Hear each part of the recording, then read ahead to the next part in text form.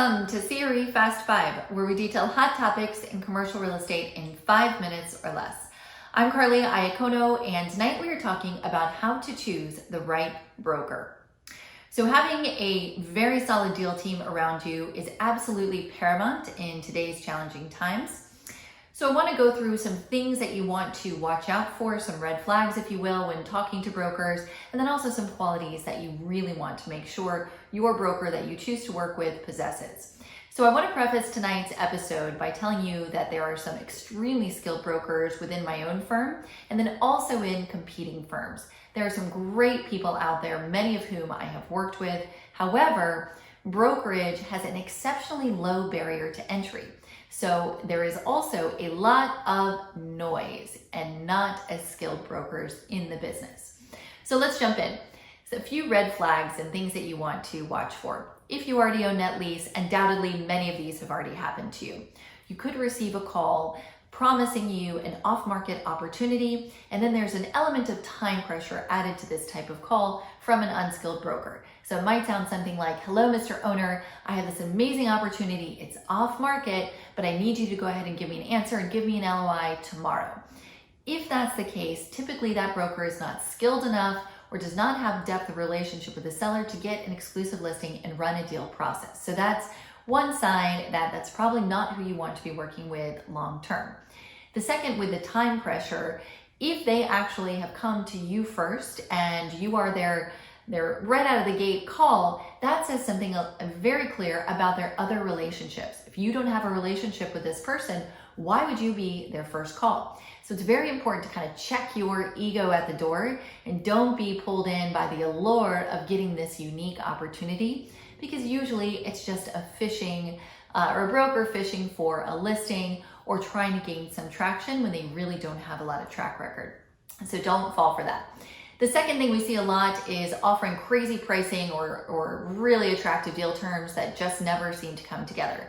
So the call could be something like, "Hello, Mr. Owner, I have an all-cash buyer who needs to close in 21 days. I know your property's not on market, but would you consider an offer at X pricing?" Right?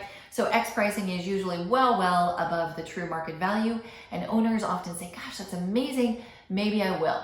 So step back and think about that. How much does that broker actually know about your deal? How much do they know about the lease term, the carve-outs, the structure, the history of the property, etc.?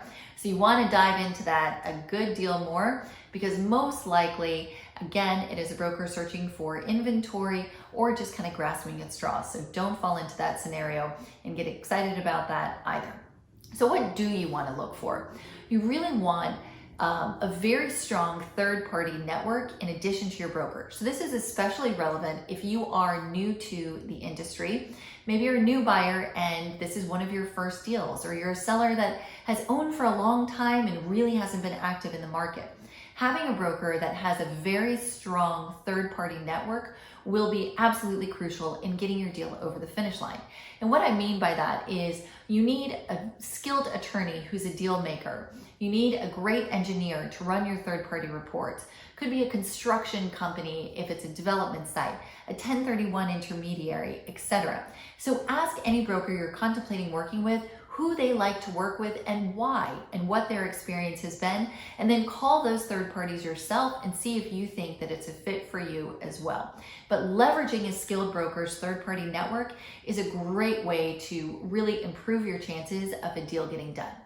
The second thing you want to look for, of course, is depth of experience in the industry. Now, titles are not regulated firm to firm, so use a title as sort of a first pass of a broker's potential skill or status in the industry, but you want to look beyond the titles.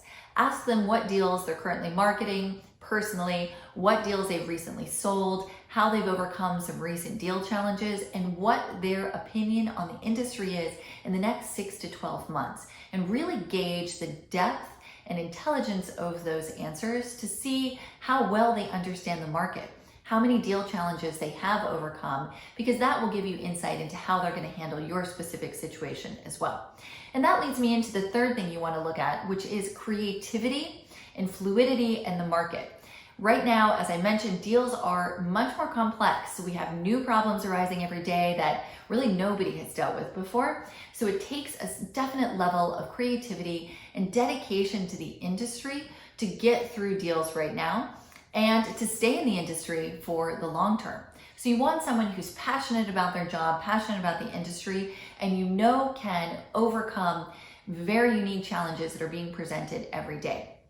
And going into challenge and dedication, I just read a stat that said 27% of salespeople leave the business in the first year. Now that's not just brokerage, that's all of sales, but I'm sure it holds true for brokerage as well. And that number jumps up to 50% by year 2. Huge numbers. So you really want someone who's been in the industry for a little while and has the passion, dedication, and intelligence to weather the storm and continue to be there in 5 years when you need them the most. Now, all of this is important because you really want your broker to be a partner. Advisory selling is much more difficult than transactional selling. So you want someone who not only is going to help you get through this deal, whatever you're contemplating, but really be there for you when crazy crises like this, like a pandemic hits and you're an owner and you're not really sure what's going on. I can tell you our team has been talking to our existing clients nonstop for the last 3 months. A lot of this is asset management. What are you hearing from your tenants? How can we help you? What letters are you receiving? What's the rent look like? What's the market? Are things trading? Where is pricing? What do I do next? What do I do in 12 months? All of those conversations need to be had during your hold period.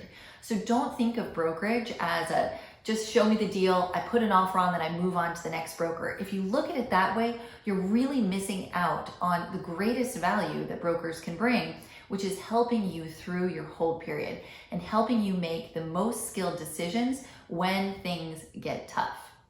So this really should be a much more thought out decision. I would not recommend just throwing out offers randomly with lots of different brokers because you're missing out on a lot of value in the industry. That was CRE Fast 5. I'm Carly Iacono. I look forward to seeing you again soon.